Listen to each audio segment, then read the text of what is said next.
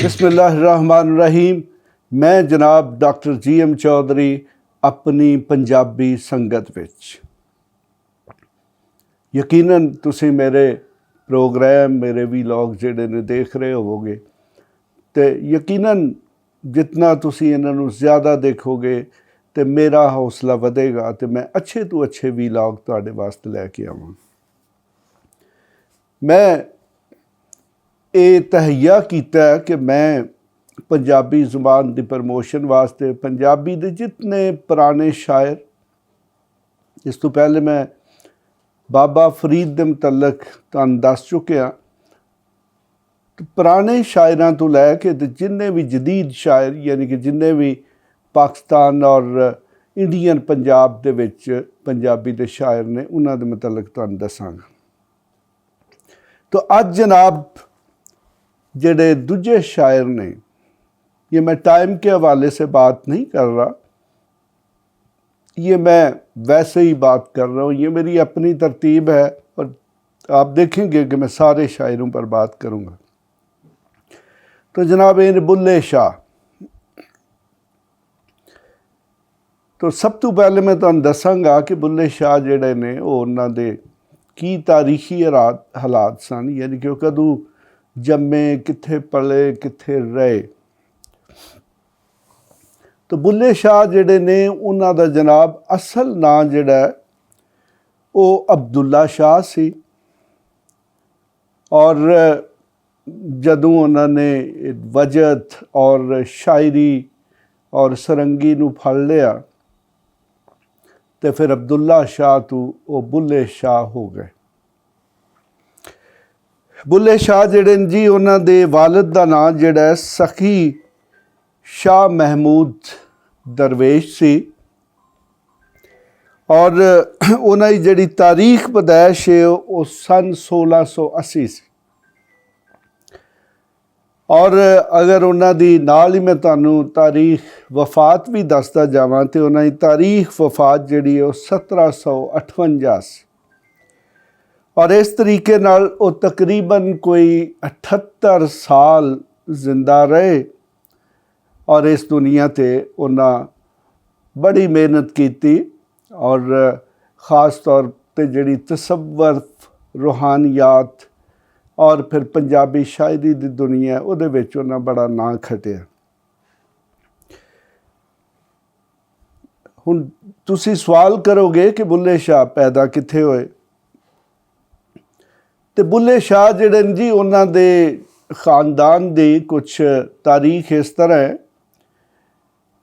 कि वो शाम दे शहर हलब तो आजकल मे भी पॉसिबल कि इराक च होवे, हलब तो जिहड़ा सब तो पहले बुखारे उन्हां दा खानदान आया और बुखारे तो फिर उन्हां दा खानदान जिहड़ा इत्थे मुल्तान दे विच आया और मुल्तान दे विच उन्हां ने उच्च गलानियाँ जिहड़ी कि उस वक्त सिंध च हुंदी सी, अपने पीर दे कहण ते वो उच्च गलानियाँ चले गए और उच्च गलानियाँ दे विचों फिर बाद च उन्हां ने साहिवाल दे पिंड च आ गए। साहिवाल दा जिहड़ा एक पिंड सी उत्थे आ गए और उस पिंड दे विच यानी कि उस पिंड दा नाम सी जी मलकवाल, साहिवाल दे इलाके च मौजूद सी। उस तो बेसिकली उहदी वजह ये सी कि इस पिंड तो साहिवाल तो फिर अगे उत्थे एक उस पिंड दे विच कुछ लोग रहिंदे सन ते उन्हां दे एक रिश्तेदार सन जिन्हां दा नां सी चौधरी पांडो भट्टी। वो बेसिकली पांडो के जिहड़ा कि कसूर दे बिल्कुल करीब सी उत्थों दे रहण वाले सन ते उन्हां पांडो के जिहड़ा उत्थों नई ज़मीन लई उन्होंने आबाद किया। तुसीं देखदे हो कि सारा आबादकारी दा दौर सी ते ओ चूँकि ये ਚੌਧਰੀ ਪਾਂਡੋ ਭੱਟੀ ਜਿਹੜੇ ਨੇ ਉਹ ਬੜੇ ਮਜ਼ਹਬੀ ਖਿਆਲਾਤ ਦੇ ਮਾਲਕ ਸਨ। ਜਿੱਥੇ ਉਹਨਾਂ ਪਿੰਡ ਦੇ ਬਾਕੀ ਕੋਠੇ ਤੇ ਮਕਾਨ ਬਣਾਏ, ਉਹਨਾਂ ਇੱਕ ਬੜੀ ਅੱਛੀ ਉੱਥੇ ਮਸਜਿਦ ਵੀ ਬਣਵਾਈ। ਲੇਕਿਨ ਚੂँਕਿ ਨਵਾਂ ਪਿੰਡ ਸੀ ਅਤੇ ਉੱਥੇ ਉਹਨਾਂ ਨੂੰ ਕੋਈ ਮੌਲਵੀ ਨਹੀਂ ਸੀ ਮਿਲ ਰਿਹਾ, ਕੋਈ ਸੈਯਦ ਨਹੀਂ ਸੀ ਮਿਲ ਰਿਹਾ, ਕੋਈ ਐਸਾ ਸ਼ਖਸ ਨਹੀਂ ਸੀ ਮਿਲ ਰਿਹਾ ਕਿ ਜਿਹੜਾ ਉਹਨਾਂ ਦੀ ਮਸਜਿਦ ਨੂੰ ਸੰਭਾਲ ਸਕੇ ਔਰ ਉੱਥੇ ਨਮਾਜ਼ਾਂ ਪੜ੍ਹਾ ਸਕੇ ਔਰ ਮੁਸਲਮਾਨ ਬੱਚੇ ਜਿਹੜੇ ਨੇ ਉਹਨਾਂ ਦੀ ਤਾਲੀਮ ਤਰਬੀਅਤ ਕਰੇ।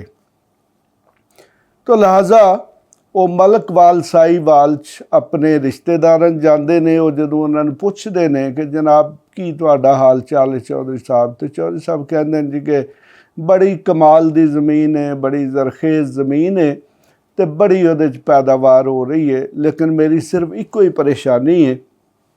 ਉਹ ਪਰੇਸ਼ਾਨੀ ਇਹ ਹੈ ਕਿ ਮੈਂ ਉੱਥੇ ਇੱਕ ਬੜੀ ਸੋਹਣੀ ਮਸਜਿਦ ਬਣਵਾਈ ਹੈ, ਲੇਕਿਨ ਮੈਨੂੰ ਅਜੇ ਤੱਕ ਮੌਲਵੀ ਨਹੀਂ ਮਿਲ ਸਕਿਆ, ਕੋਈ ਇਮਾਮ ਨਹੀਂ ਮਿਲ ਸਕਿਆ, ਮੈਨੂੰ ਕੋਈ ਸੈਯਦ ਨਹੀਂ ਮਿਲ ਸਕਿਆ ਜਿਹੜਾ ਉਸ ਮਸਜਿਦ ਨੂੰ ਸੰਭਾਲ ਸਕੇ।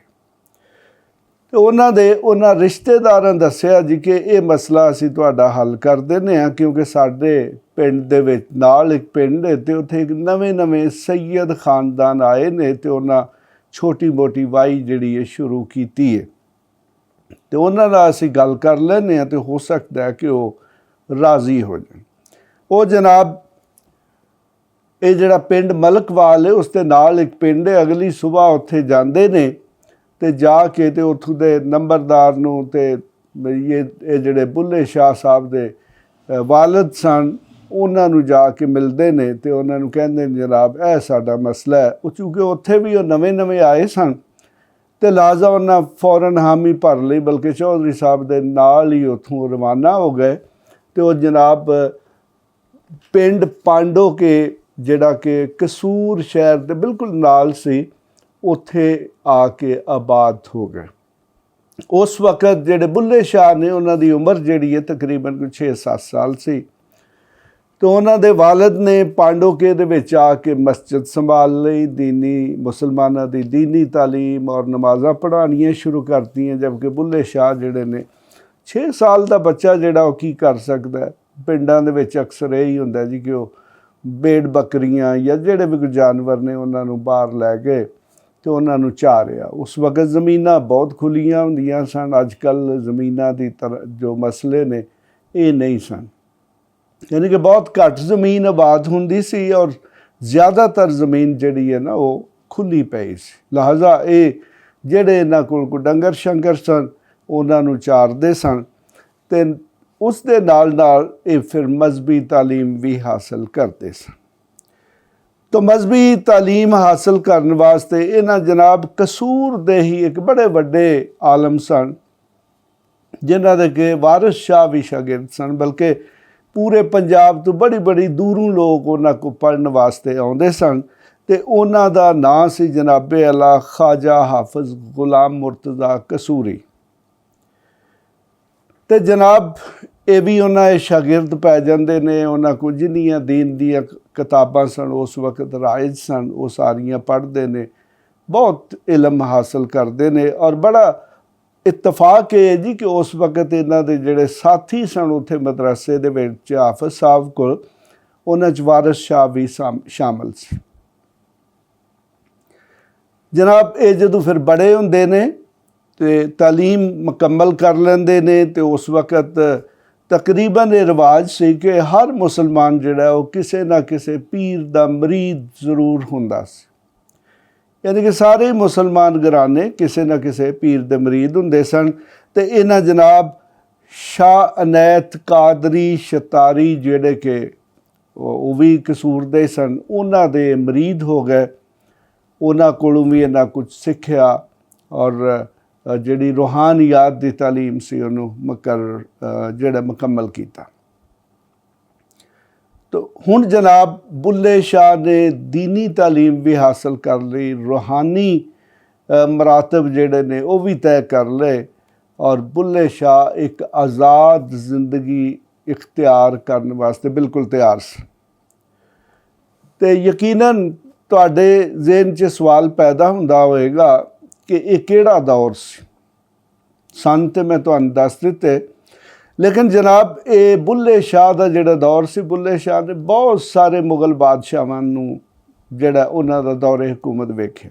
ਯਾਨੀ ਉਹਦੇ 'ਚ औरंगज़ेब आलमगीर का दौर सी, उस तो बाद जी आज़म शाह जो है उसका दौर था, बहादुर शाह अव्वल का दौर था, फिर जहांदार शाह का दौर था। ये पहला कठपुतली हुक्मरान सी जी। उसके बाद फ़र्क शेर का दौर था। तो बर्रे सगीर की तारीख़ में सैयद बरादरान बड़े मशहूर हैं, ये उनका कठपुतली मुग़ल बादशाह था। यानी कि इन सैयद बरादरान ने ये बादशाह रखा हुआ था। फिर रफ़ीउद दरजात था, ये भी सैयद बरादरान के इशारों पर चलता था।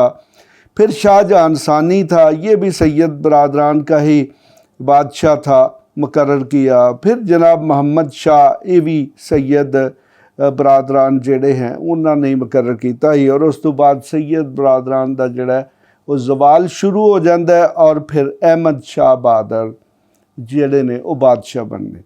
तो इस तरीके नाल तुसीं देखो कि बुल्ले शाह के दौर दे विच तकरीबन 8-9 मुगल बादशाह जिहड़े ने वो गुजरे।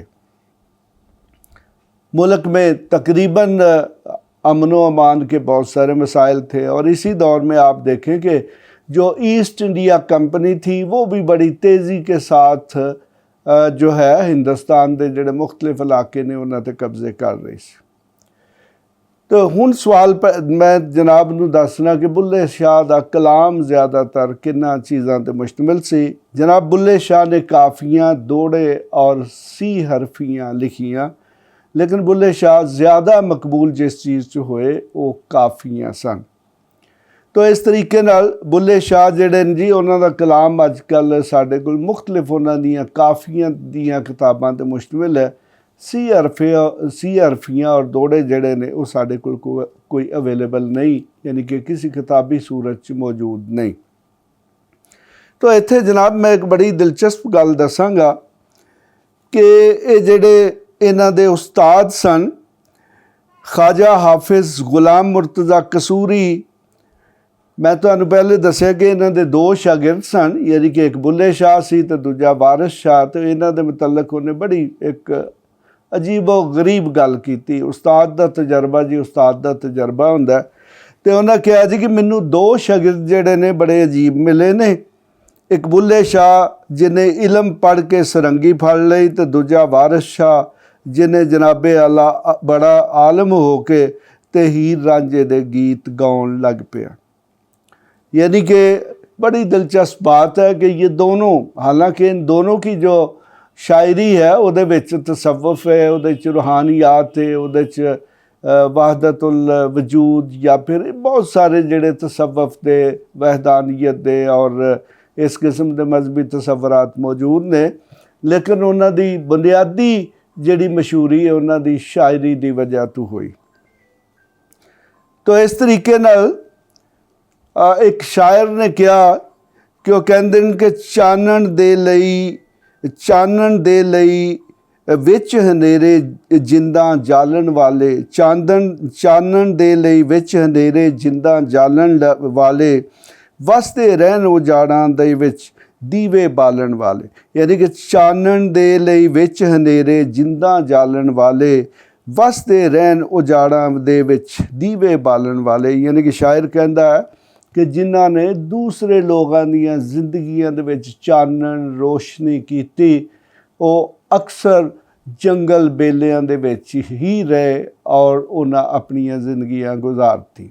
तो इस तरीके नाल जनाबे अल्लाह बुल्ले शाह चूँकि बड़े सख्त किस्म के मौलवी नहीं हैं, अगरचे बड़े वड्डे आलम सन, तो जिस वक्त उन्हां दी वफात हुई तो मौलवियां ने इन्हां दी जिंदगी ते इन्हां दे कुफर दा फतवा ला दिता है जी कि बुल्ले शाह काफर हो गया। तो इस करके उन्हां दी वफात तो बाद जिहड़ा मुसलमानां दा कब्रस्तान सी, उत्थे मुसलमान जिहड़े उलमा सन उन्होंने इन्हां नूं दफन ना कर दिता।